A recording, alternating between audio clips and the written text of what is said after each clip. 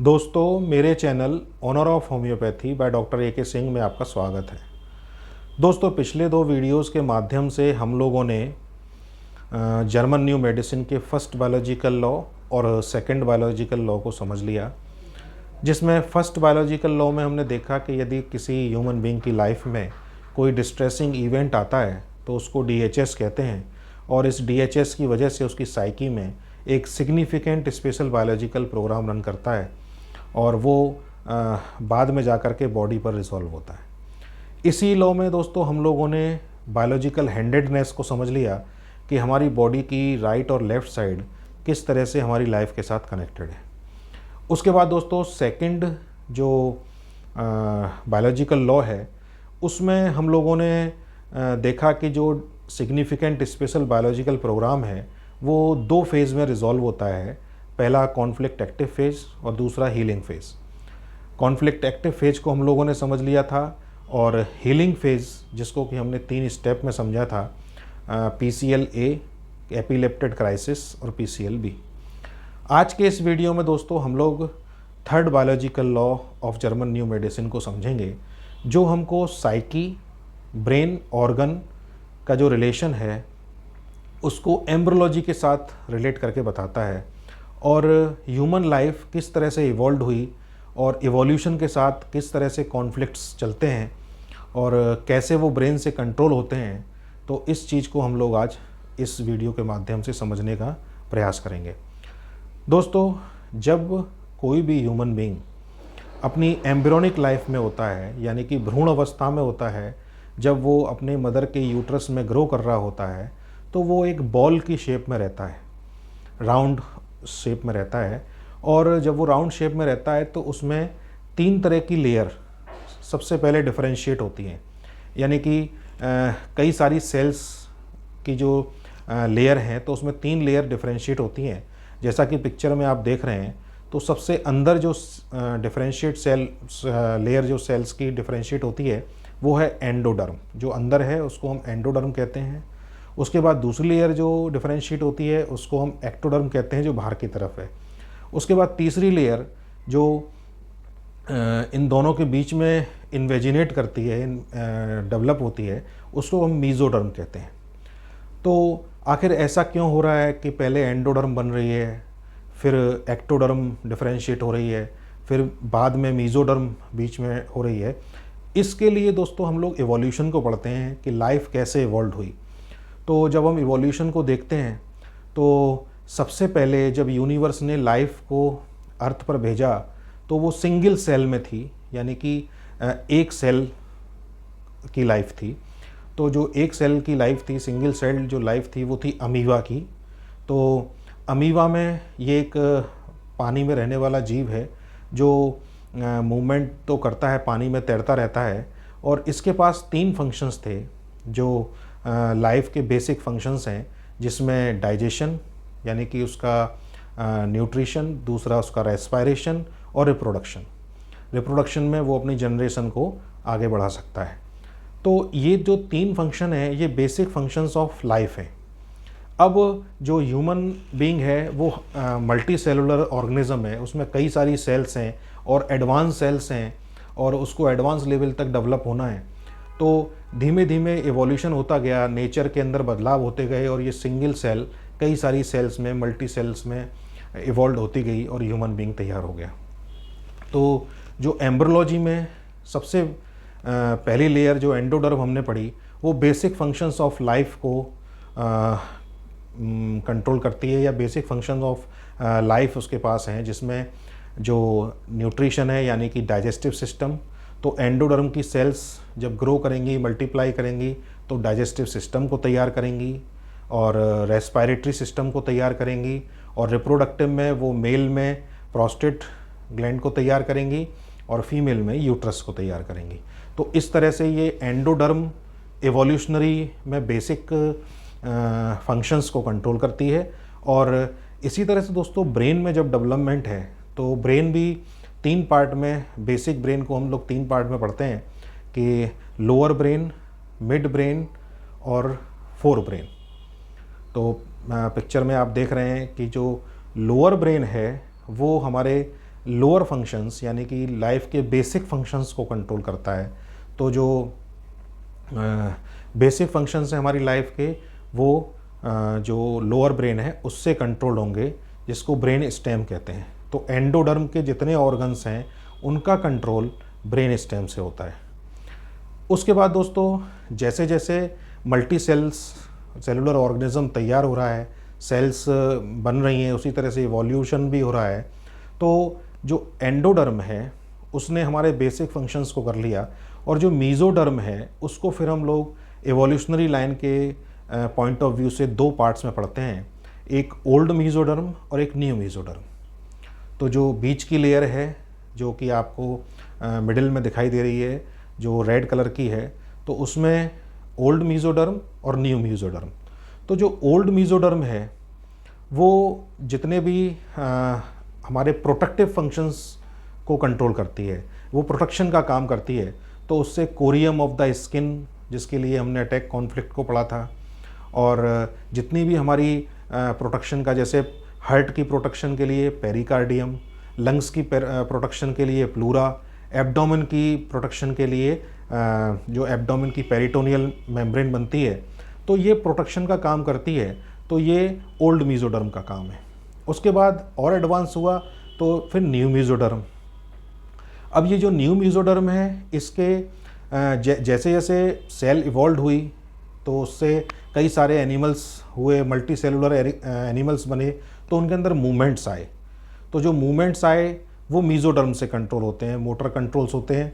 तो इससे muscles, tendons, ligaments, bones जो है वो न्यू मीज़ोडर्म से बनी। और ये जो न्यू मीज़ोडर्म है ये हमको एक स्टेबिलिटी प्रोवाइड करती है। न्यू मीज़ोडर्म की जो सेल्स हैं वो स्टेबिलिटी देती हैं, जिससे कि मसल्स, बोन्स और टेंडन, लिगामेंट, इन सारी चीज़ों का डेवलपमेंट होना है। इन सेल्स को ये सारी चीज़ें बनानी है। उसके बाद दोस्तों जो एक्टोडर्म है उसने हमारी सारी जो ऑर्गन्स हैं, जो ऑर्गन्स तैयार हो गए, उनकी जितनी डक्ट्स हैं उनकी लाइनिंग को तैयार किया, और ब्रेन भी इसी एक्टोडर्म से डेवलप होता है, जिसको हम न्यूरो एक्टोडर्म कहते हैं। तो इन सारी चीज़ों की इम्पोर्टेंस आने वाले वीडियोस में हम लोग समझेंगे। अभी सिर्फ हम इतना समझते हैं कि किस तरह से फीटस के अंदर ग्रोथ हो रही है और वो डिफरेंट ऑर्गन्स उसके अंदर बन रहे हैं। ऐसे ही दोस्तों ब्रेन जब इवॉल्व हो रहा है तो जो लोअर ब्रेन है उसने एंडोडर्म को कंट्रोल किया, जो मिड ब्रेन है उसने हमारी मीज़ोडर्म के ऑर्गन्स हैं, मूवमेंट से रिलेटेड जो ऑर्गन्स हैं उनको कंट्रोल करने का काम किया। उसके बाद जो फोर ब्रेन है वो हमारा इमोशनल ब्रेन है। जब कोई भी ऑर्गेनिज्म तैयार हो रहा है, अब उसके अंदर इमोशंस की जो फीलिंग आ गई है, तो अब वो फोर ब्रेन से उसके इमोशंस कंट्रोल होंगे। उसके बाद दोस्तों ह्यूमन बीइंग रेगुलरली इवॉल्व हो रहा है, और इवॉल्व होते होते जब उसका ब्रेन है, तो आज की स्टेज में जो एक ह्यूमन बीइंग के पास ब्रेन है उसकी पिक्चर आप देखेंगे तो उसमें सबसे नीचे पार्ट है ब्रेन स्टेम, जो कि लोअर ब्रेन है। उसके बाद सेरिब्रम, उसके बाद सेरिब्रल मेड्यूला और सेरिब्रल कॉर्टेक्स। तो जो लोअर ब्रेन है वो एंडोडर्म को कंट्रोल कर रहा है, सेरिब्रम जो है हमारी मीज़ोडर्म के ऑर्गन्स को कंट्रोल कर रहा है, मेडुला न्यू मीज़ोडर्म को कंट्रोल कर रहा है, और सेरिब्रल कॉर्टेक्स एक्टोडर्म को कंट्रोल कर रहा है। तो जिस तरह से 4 लेयर हमारी इवॉल्व हो गई, 4 लेयर तैयार हो गई, उसी तरह से ब्रेन हमारा हाईली डेवलप्ड हो गया। उसके बाद दोस्तों आप देखेंगे कि इनसे कॉन्फ्लिक्ट किस तरह से रिलेट है, कि किस तरह से जो लाइफ की जब बिगनिंग हुई तो उस बिगनिंग के साथ ही किस तरह से कॉन्फ्लिक्ट्स का ओरिजिन हुआ, कॉन्फ्लिक्ट किस तरह से डेवलप हुए। जैसा कि आपने देखा कि जो एंडोडर्म है वो हमारे बेसिक फंक्शंस ऑफ लाइफ को कंट्रोल कर रही है, यानी कि उसमें रेस्पायरेशन है, उसमें डाइजेशन है और उसमें रिप्रोडक्शन है। तो सबसे बेसिक नीड थी, तो कॉन्फ्लिक्ट जो शुरू हुए सबसे पहले जो रेस्पायरेशन से रिलेटेड कॉन्फ्लिक्ट है वो है डेथ फ्राइट कॉन्फ्लिक्ट। तो सबसे पहले जो लाइफ आई उसको डर डेथ का हुआ। ये फियर ऑफ डेथ एक बेसिक इमोशन है जो बिगनिंग ऑफ द लाइफ से ही हमारे साथ रहता है। तो हर सेल में इसका ये रहता है फियर ऑफ डेथ, और ये हमारे रेस्पायरेटरी सिस्टम को अफेक्ट करता है। तो जो लंग्स की प्रॉब्लम से लोग आते हैं तो कहीं ना कहीं वो फियर से अफेक्ट रहते हैं। इन सारी डिटेल्स को हम लोग आने वाले वीडियोस में डिस्कस करेंगे।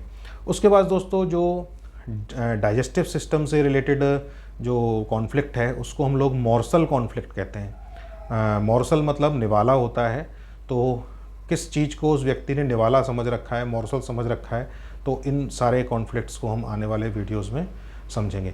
उसके बाद दोस्तों जो रिप्रोडक्शन से रिलेटेड कॉन्फ्लिक्ट है उसको प्रोक्रिएशन कॉन्फ्लिक्ट कहते हैं, इसको भी हम आने वाले वीडियोस में समझेंगे। तो ये 3 कॉन्फ्लिक्ट इवोल्यूशनरी लाइन में एंडोडर्म की लेयर के साथ हमारे साथ चलते हैं।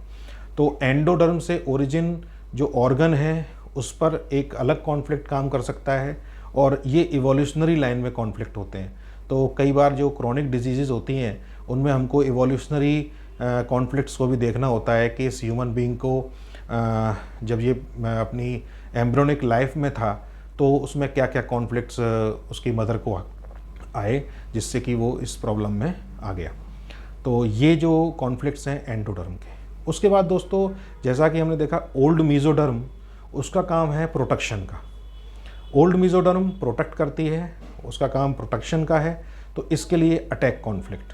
तो हमारी प्लूरा को, पेरिटोनियम को और पेरिकार्डियम को और हमारी कोरियम ऑफ द स्किन को जो अटैक कॉन्फ्लिक्ट्स जो है अफेक्ट करते हैं, जिसको हम पिछले वीडियो में डिस्कस कर चुके हैं। तो जो ओल्ड मीजोडर्म है उसका इवोल्यूशनरी लाइन में जो कॉन्फ्लिक्ट है वो अटैक कॉन्फ्लिक्ट। उसके बाद दोस्तों जो न्यू मीजोडर्म है वो जिससे कि टेंडन्स, लिगामेंट्स और मसल्स का बन रही हैं, उसमें जो कॉन्फ्लिक्ट आता है उसको हम लोग कहते हैं सेल्फ डिवैल्यूएशन। एक्चुअली ये हमको एक स्ट्रेंथ देता है, एक स्टेबिलिटी देता है। तो जब किसी पर्सन की स्टेबिलिटी अफेक्ट होती है तो वो डिवैल्यूएशन में चला जाता है। तो इस कॉन्फ्लिक्ट को भी हम आने वाले वीडियोस में समझेंगे। तो सेल्फ डिवैल्यूएशन कॉन्फ्लिक्ट है न्यू मीजोडर्म के लिए। उसके बाद दोस्तों एक्टोडर्म है। तो एक्टोडर्म में जो कॉन्फ्लिक्ट्स हैं वो सेपरेशन कॉन्फ्लिक्ट, जिसको हम लोगों ने पिछले वीडियो में समझ लिया। उसके बाद सेक्सुअल कॉन्फ्लिक्ट इसके अंदर आते हैं और टेरिटोरियल कॉन्फ्लिक्ट्स। तो ये बेसिक जो है ये हमारे इवोल्यूशनरी थीम ऑफ कॉन्फ्लिक्ट्स है कि जिस तरह से ह्यूमन बीइंग इवॉल्व हुआ और इवोल्यूशन के साथ साथ उसके साथ ये कॉन्फ्लिक्ट्स जो है उसमें रन कर रहे हैं। तो पहले जो ब्रेन था जिसकी पिक्चर हमने देखी बेसिक ब्रेन, तो उसमें 3 ही पार्ट थे, फोर ब्रेन, मिड ब्रेन, जिसमें कि लोअर ब्रेन यानी कि हाइंड ब्रेन, मिड ब्रेन और फोर ब्रेन। और इसमें आप देखेंगे जो फोर ब्रेन का सबसे सुपीरियर पार्ट है जिसको हम टेंडोसिफिलॉन कहते हैं, ये टेंडोसिफिलॉन ही इवॉल्व होकर के सेरिब्रल कॉर्टेक्स में कन्वर्ट हो गया। यानी कि अब ह्यूमन बीइंग हाईली इवॉल्व हो गया तो उसका जो ब्रेन था वो भी इवॉल्व हो गया। अब दोस्तों सबसे महत्वपूर्ण बात आती है कि ये जो सेरिब्रल कॉर्टेक्स है, ये जो सेरिब्रल कॉर्टेक्स है ये हाईली डेवलप्ड पार्ट है ह्यूमन ब्रेन का।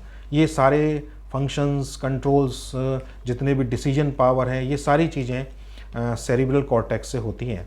और जब ये कॉर्टेक्स, सेरिब्रल कॉर्टेक्स और हाईली इवॉल्व होती है, इसमें और हाईली इवॉल्व सिचुएशन आती है, तो यहाँ से ह्यूमन बीइंग का एक इनविजिबल पार्ट शुरू होता है। और उस हाईली इवॉल्व सेरिब्रल कॉर्टेक्स को हम लोग कॉन्शसनेस कहते हैं। यहाँ से ह्यूमन बीइंग की कॉन्शसनेस शुरू होती है। और ये कॉन्शसनेस क्या है?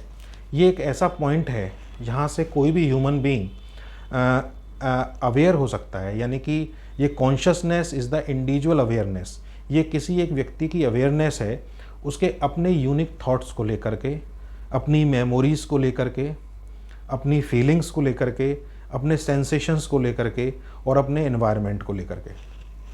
तो जैसे जो सेरिब्रल पाल्सी के बच्चे हैं या माइक्रोसेफेली के बच्चे हैं, हाइड्रोसेफेलस कंडीशन है, तो उसमें वो कॉन्शसनेस ही डेवलप नहीं है। वो अपने एनवायरनमेंट से, फीलिंग से, इन सेंसेशन से और अवेयर नहीं है, अपनी सराउंडिंग से अवेयर नहीं है।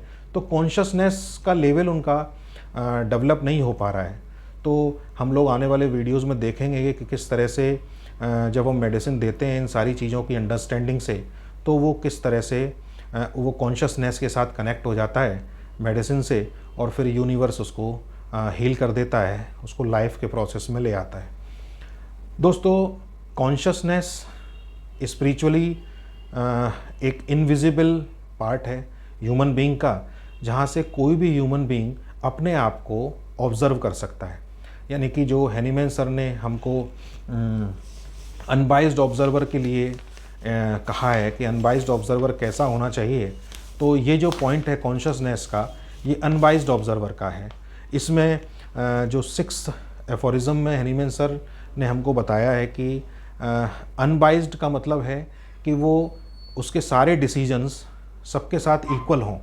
तो इस लेवल पर अगर फिजिशियन पहुंच जाता है कॉन्शसनेस के लेवल पे, तो वो अपने सारे लोअर थॉट्स को, अपने थॉट्स को और अपने सारे लोअर ब्रेन के फंक्शंस को और उनके साथ जुड़े हुए कॉन्फ्लिक्ट्स को अच्छी तरह से समझ लेता है कि जो बेसिक ब्रेन से, यानी कि लोअर ब्रेन से क्या चीज़ कंट्रोल है और उसको कैसे नियंत्रण करना है, मिड ब्रेन में, उसके बाद फोर ब्रेन में, कॉर्टेक्स में। तो कॉन्शसनेस जो है वो होम्योपैथिक सिस्टम ऑफ ट्रीटमेंट को समझने के लिए फिजिशियन के लिए सबसे इम्पॉर्टेंट पॉइंट है। और ये जो लेवल है कॉन्शसनेस का, ये highly developed, highly evolved level है और इस तक हम सब फिजिशियंस को और सारे लोगों को और जो जितने भी स्टूडेंट्स हैं वहाँ तक ये हमको पहुँचना है। यानी कि ये हमारा हायर पर्पस ऑफ एग्जिस्टेंस है। इस पॉइंट पर समझकर हम अपनी लाइफ को भी देख सकते हैं कि वो कैसी चल रही है और तभी हम पेशेंट की लाइफ को भी हील कर सकते हैं। तो कॉन्शसनेस जो है वो बहुत ही महत्वपूर्ण पार्ट है ह्यूमन लाइफ में। उसके बाद दोस्तों, हैनीमैन सर ने एफी में एक लाइन लिखी है कि not perceptible to all, not visible to all.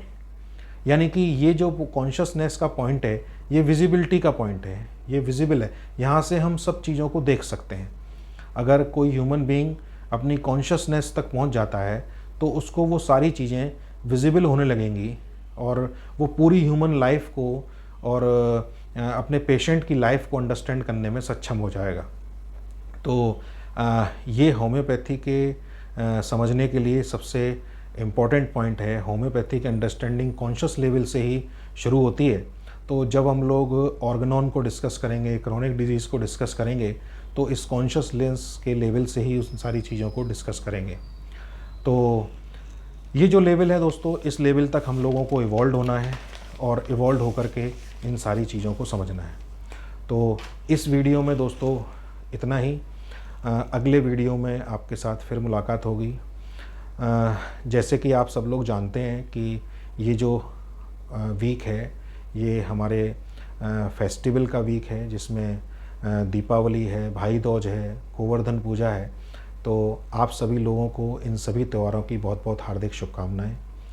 और इस त्यौहार पर, ये चूँकि प्रकाश का पर्व है और जो हमारा प्रकाश का जो पॉइंट है वो कॉन्शसनेस का है, तो आज के इस दिवस पर हम लोग उस प्रकाश के पॉइंट तक पहुंच सकें और हैनीमैन सर की टीचिंग्स को हम लोग अंडरस्टैंड करके और पेशेंट के ऊपर उसको अप्लाई करके और पेशेंट को भी हम कॉन्शसनेस के साथ कनेक्ट कर सकें, उनको लोअर इमोशन से और लोअर लेवल ऑफ ब्रेन से उनको कॉन्शसनेस तक ले जा सकें। तो इस वीडियो में दोस्तों इतना ही। अगले वीडियो में आपसे फिर मुलाकात होगी। तब तक के लिए धन्यवाद। और लाइट के इस फेस्टिवल पर आप सभी लोगों को बहुत बहुत हार्दिक शुभकामनाएं और मेरी ओर से आपको परिवार सहित बहुत बहुत हार्दिक शुभकामनाएं। धन्यवाद।